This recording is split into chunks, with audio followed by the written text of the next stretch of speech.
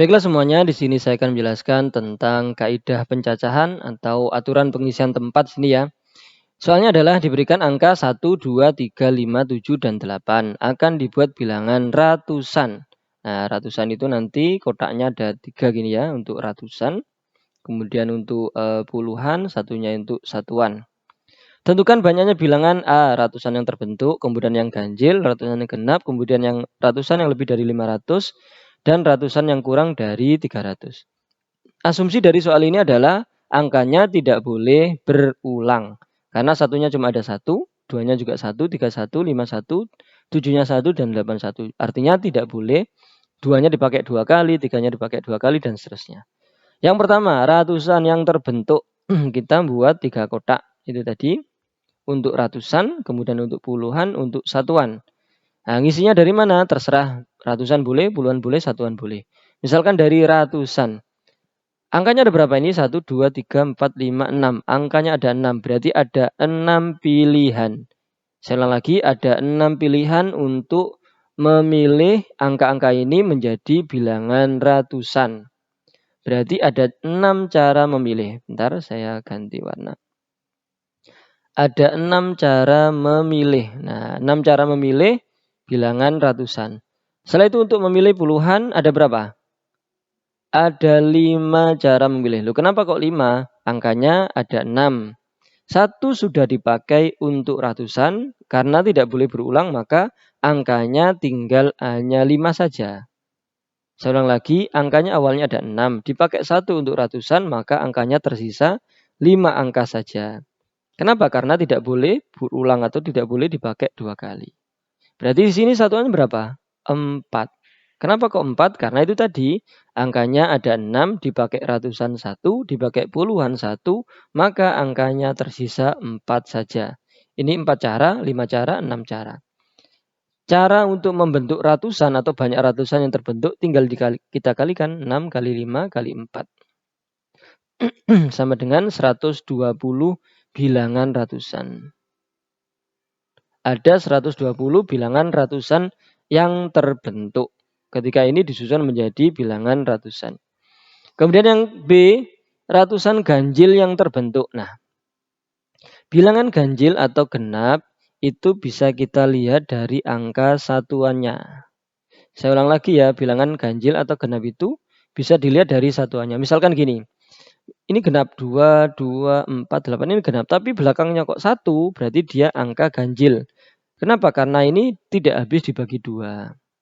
Atau yang ganjil aja semuanya. 1, 1, 3, 7, 5. Ini kan ganjil semua. Tapi terakhirnya ternyata 2. Ini bilangan genap.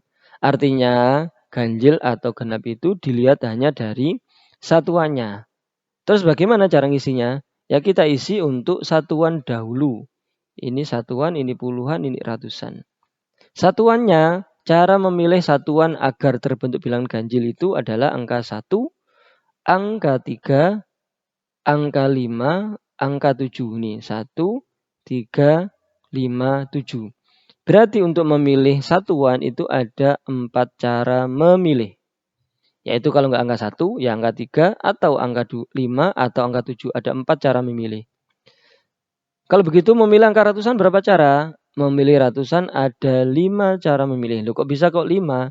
Angkanya itu 6. Untuk ratusan hasilnya bebas. 6-6-nya bisa dipilih. Tapi satu angka yang ganjil sudah diambil untuk satuan. Dari angka 1, 3, atau 5, atau 7 sudah diambil 1 untuk satuan. Maka angkanya yang untuk ratusan tinggal 5 angka saja. Kemudian untuk puluhan berapa? 4 angka. Dari mana? Angkanya 6, diambil 1 untuk satuan, diambil 1 untuk ratusan, maka puluhannya tersisa 4 angka. Berarti ini kita kalikan caranya 5 kali 4 kali 4, 20 kali 4, 80 yang ganjil. Ratusan ganjilnya ada 80 bilangan ratusan ganjil. Kemudian yang genap bagaimana? Yang genap itu cara mikirnya sama ini ya, ratusan, puluhan, satuan. Nah, untuk yang genap itu sama, kita pilih untuk satuan dulu. Genap sama ganjil tadi itu adalah dilihat dari satuannya. Berarti yang bisa dipilih adalah angka 2 sama 8. 2 sama 8. Berarti cara milihnya adalah 2 cara memilih saja untuk yang satuan.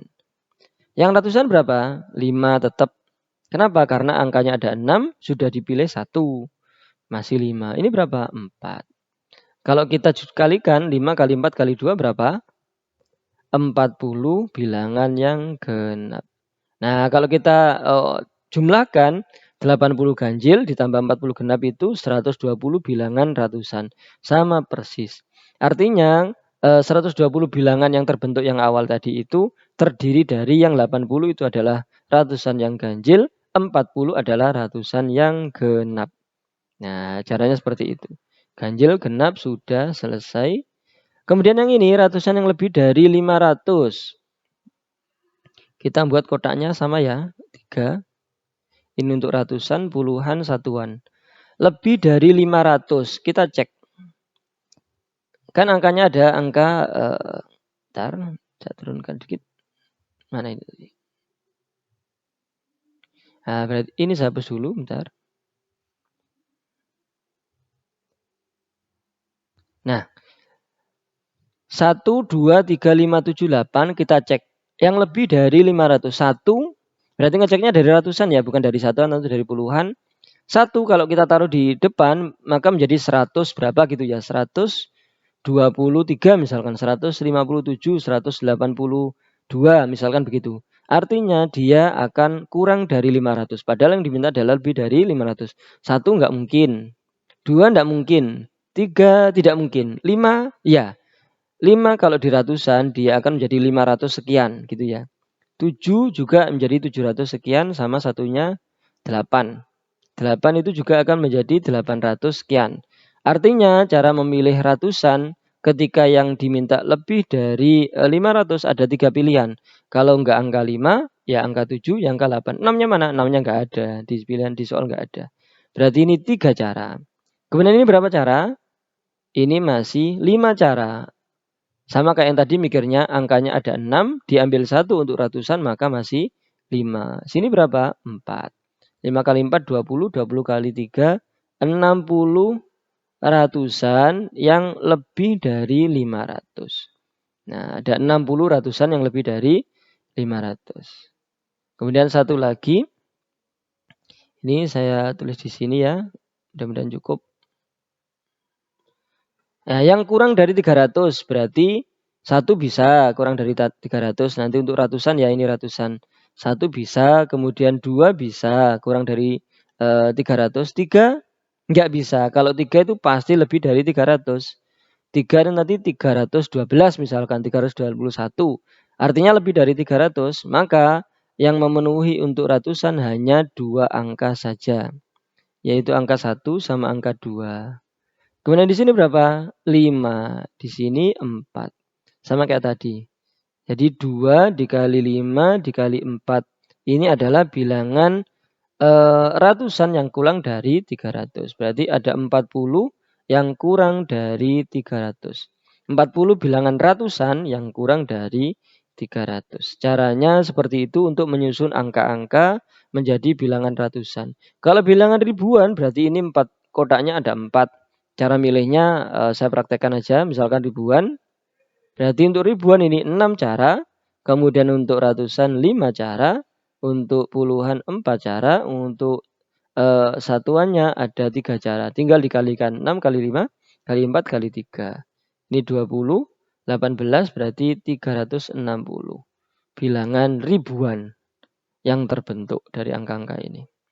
Demikian cara menyusun angka-angka menjadi bilangan ratusan atau ribuan sedikit ini tadi. Baik yang ratusan yang semuanya ganjil, genap atau yang lebih dari 500 atau yang kurang dari 300.